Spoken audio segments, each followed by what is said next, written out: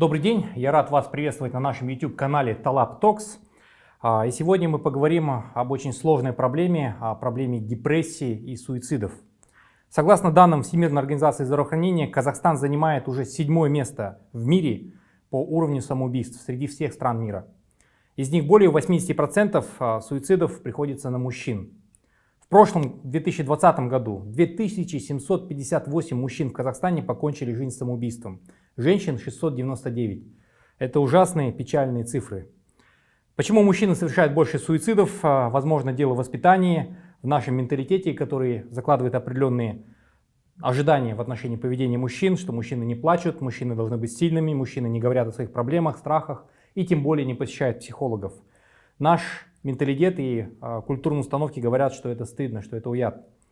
Наверное, это весьма весомые причины мужских суицидов. И сегодня у нас в гостях уникальный спикер Кевин Хайнс. Международный спикер с множеством наград, автор бестселлеров, режиссер-документалист и борец за предотвращение суицидов и поддержку душевного здоровья. Okay, Kevin, it's a great pleasure to have you in our YouTube channel. So welcome and thank you for your attention to Kazakhstan. Thank you. It's an honor to be with you. Okay. I look through your story. It's really amazing and really inspiring. Please tell us, explain us your story, what that led you to explore this topic, this complicated topic. Absolutely. Well, I was born in severe poverty to biological parents who, after they had me and my brother as infants, succumbed to drugs and alcohol. They had both been diagnosed with manic depression, what we today call bipolar disorder, the very same brain disease that I would be diagnosed with at 17 and a half years of age. At 17 and a half, I broke down on a theater stage in a show called How to Succeed in Business Without Really Trying. And I had a complete mental breakdown as a young man. And within 2 years after that breakdown, I ended up attempting to take my life in a way that is 98% fatal. 98% of the people that have jumped off the Golden Gate Bridge never again get to tell their stories. They're gone forever. And in the year 2000, September to be exact, 20 years ago, last September, I went to the Golden Gate and I did jump off. It was the single worst action of my entire life. And at the millisecond that my hands left the rail, I had an instantaneous regret for my actions and the 100% recognition that I just made the greatest mistake of existence. As I fell 220 feet, 25 stories at 95 miles an hour, nearing the speed of terminal velocity, I prayed that I would live. I hit the water. I went down 70 feet beneath the water's surface. I opened my eyes. I swam 70 feet to the surface in one breath, convulsing, nearly passing out and drowning. I broke the surface. And I remember being in the water thinking that I wasn't going to make it, that this is where I die and no one's going to save me. And that's when something began to circle beneath me, something very large and very slimy and very, very alive. I remember thinking to myself, you've got to be kidding me. I didn't die jumping off the Golden Gate Bridge and a shark is going to devour me. Well, it turned out it was no shark at all. A man named Morgan McWard, who was on the bridge that day with his mother, was right next to me when I jumped. And he wrote to me after my attempt. And he said, Kevin, I'm so very glad you're alive. I was standing less than 2 feet away from you when you jumped. Until this day, no one would tell me whether you lived or died. It's haunted me until now. By the way, there was no shark, like you mentioned on the TV show you were on, but there was a sea lion.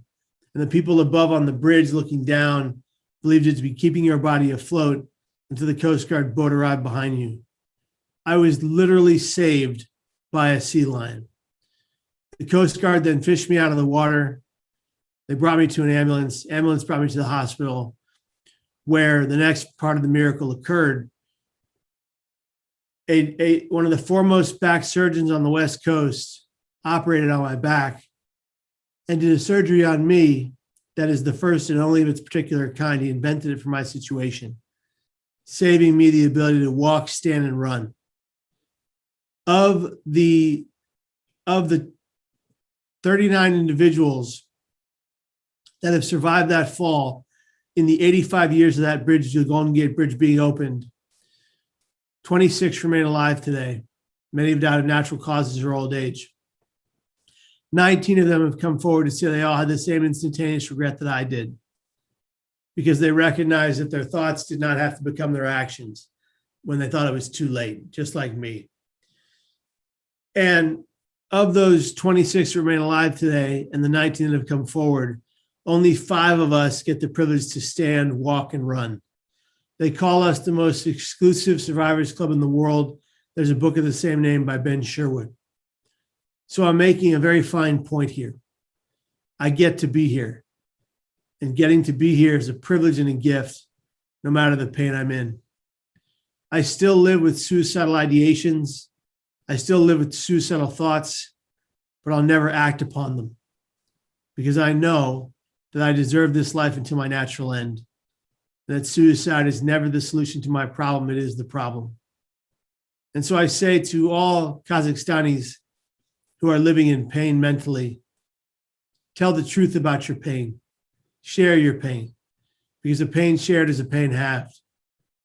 The worst thing we can do is bury and silence our pain, because then it only festers and bubbles until it bursts in things like rage, aggression, violence, substance use disorder, suicidal thoughts, ideas, or actions. If we can find people who will empathize with our struggles to talk to, we can always survive our pain. We can be here tomorrow and every single day after that. I attempted in the year 2000, but I'm so glad I lived, because it's offered me a life worth living. And I fought so hard since then to stay alive. I worked tirelessly for my better brain health, and I want to help other people do the same.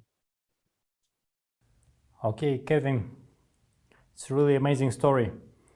Thank you for telling us. And I think one of the most common problems in the whole world, and in Kazakhstan, of course, in particular, is depression. How often do you have depression? And for what reason, and how do you deal with it? Great question. The world is dealing with a great deal of depression right now. Men, women, and children alike are struggling with depression, as well as teens. And I experience depressive episodes on a regular basis, sometimes daily. What I do when I experience them is force them out of me. My wife will say, Kevin, drop and give me 50 push-ups. And I will, to get those endorphins moving, to get my body and my mind in sync. I'll do something active physically to get out of the depression. I'll go for a walk in nature and appreciate the beauty around me. I'll have a conversation with my wife. I'll tell her how I'm feeling, and she'll walk me through it and get me to safety. I take action. That's the biggest thing, is take action when you're going through depression. Don't just sit in the depression idly and let it overwhelm you. Do something physically to overtake the depression. Absolutely relevant advice. Absolutely agree with you. So, talking about suicide, what do you think? What is the most common misconception people have when talking about suicide and mental health? I think the biggest misconception has to be that asking the question is bad. Actually, asking someone the question, 3 questions. Are you thinking of killing yourself? Have you made plans to take your life? And do you have the means to do so? Is actually a life-saving tool. It doesn't put the thought in their mind if it's not already there. It gives them permission to speak on their pain. And as I said earlier, a pain shared is a pain halved. So asking the direct, honest, and blunt questions like that is actually really important to deduce if someone's suicidal. As a matter of fact, the crisis text line in America's algorithm has determined that asking the question, are you thinking of killing yourself, gets a more accurate answer than asking the question, are you thinking of suicide? So that very simple language difference actually matters to people. So my suggestion is that if you are worried about a loved one, a family, or a friend, or a colleague that is considering, that you think is considering suicide, be bold, be honest, and be true, and ask that real question. Don't just start off with that question. Start off with, hey, I'm really worried about you. You seem like you're going through a lot. I want to ask you a couple of questions. I don't want to offend you, but I want to inquire as to if you're thinking of killing yourself. Have you ever made plans to take your life? Do you have the means to do so? Or actually say one of those questions and wait for an answer. Depending on that answer, you can keep moving forward with the questions. They might say, no, that's crazy. Why would I think that? And then you're going to be okay. But if they are in pain, they might just be so thankful that you were bold enough to ask the question, they might tell you the truth. Kevin, are there any warning signs or things people should look out for when dealing with loved one that might be considering suicide? Absolutely. Some of the biggest warning signs that I exhibited were giving away my prized possessions. I gave away my 20-year comic book collection to my little brother who creases comic books, which was a terrible idea. I gave away a $400 CD collection back when CDs were cool to a guy I barely knew. I gave away all my trophies from high school and grade school to my friends who didn't want them. And I definitely had a change in my attitude and mood. I had a change in my sleeping pattern, whereas I was sleeping well, I started not sleeping at all and becoming an insomniac, which just made my psychosis even worse. I was hearing voices and seeing things that nobody else could see or hear. A lot of these things were signs and symptoms. I would tell people that I just don't want to be here anymore, that I don't like life. Those are signs of suicidality. So I had many signs that I exhibited, and a great deal of people do exhibit these kinds of signs. Kevin, let's also touch the gender issues, gender aspects. In Kazakhstan, as well as around the world, there is a discussion about the protection of women's rights, positive discrimination of women and women empowerment. But within the framework of this narrative, it seems to me that the meaning of the concept of the gender equality is distorted, and the issue of the man's vulnerability in certain areas is completely lost from the focus of the society's attention. Do you agree with this? And how do you understand the issue of the gender equality? Well, I think that we should have gender equality, absolutely. But I think that what we forget sometimes, and I think this is especially true in Kazakhstan, is that men are encouraged from birth to not show vulnerability. They're encouraged from childhood to be strong, steadfast, without tears, and to fight through their pain and be silent about it. And I think that we need to open the floodgates and allow men of all kinds, whether they're Kazakhstani or American or otherwise, to be honest in their struggles and not judge them for it. We need to be, I'm of the opinion that to be a strong man, you have to cry. You have to let your emotions out. It doesn't make you less than or weaker. It makes you more than. It makes you stronger. If we don't be truthful about our emotions, how can we overcome them? If we're not honest about our pain, how can we survive it? If we don't have people that back us up and say that we're worthy and we matter, how can we believe it? I think that that's the best way to answer that question.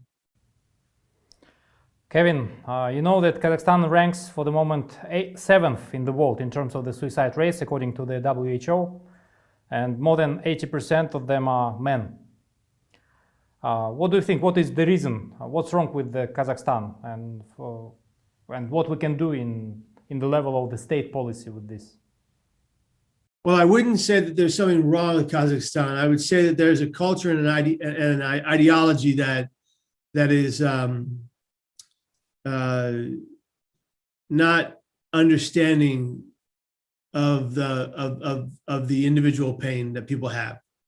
So I think in Kazakhstan, in order to shift to a society and a culture that doesn't die by suicide at such an alarming rate, we need to accept that mental afflictions are real. You need to accept that mental afflictions are real. That mental health is the same as physical health. They should just call it health. And that we need to work tirelessly to give back to Kazakhstani men and help them recognize their true importance, value, beauty, and purpose.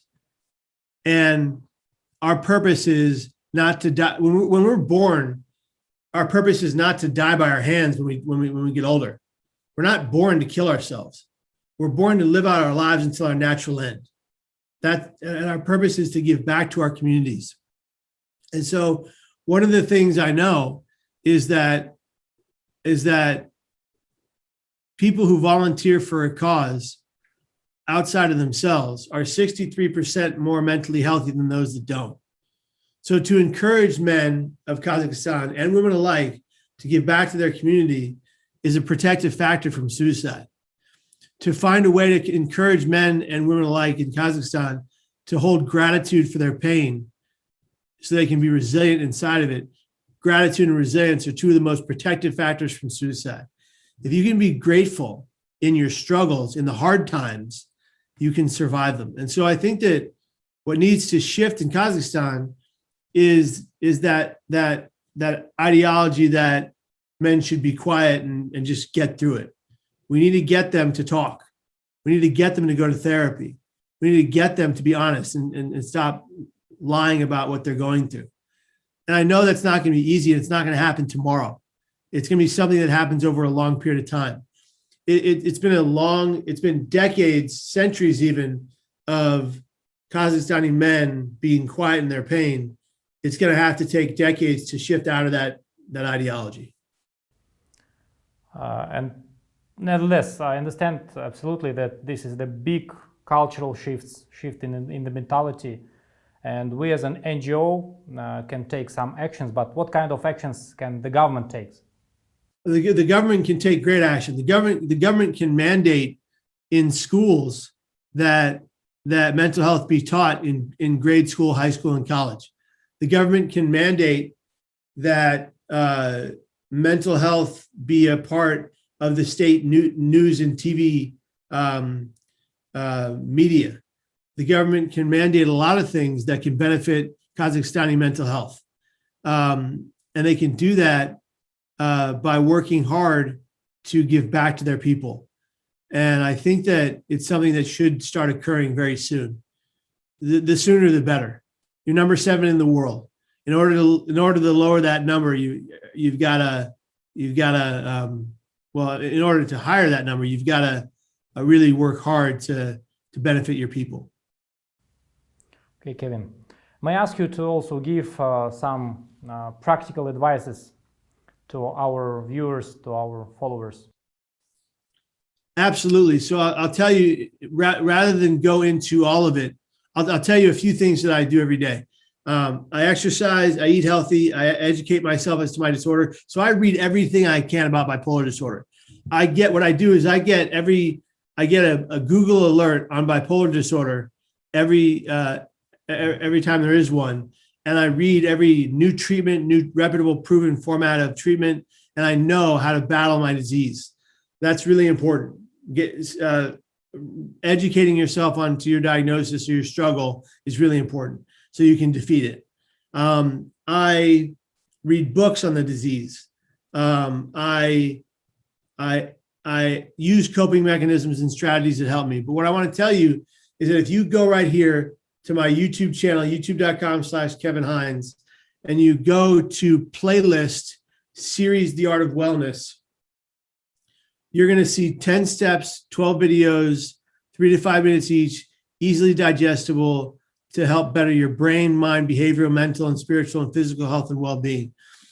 These steps are being used by thousands of people around the world. from as far as Peru, Africa, China, and Japan, America, all throughout the UK, Canada, and Ireland.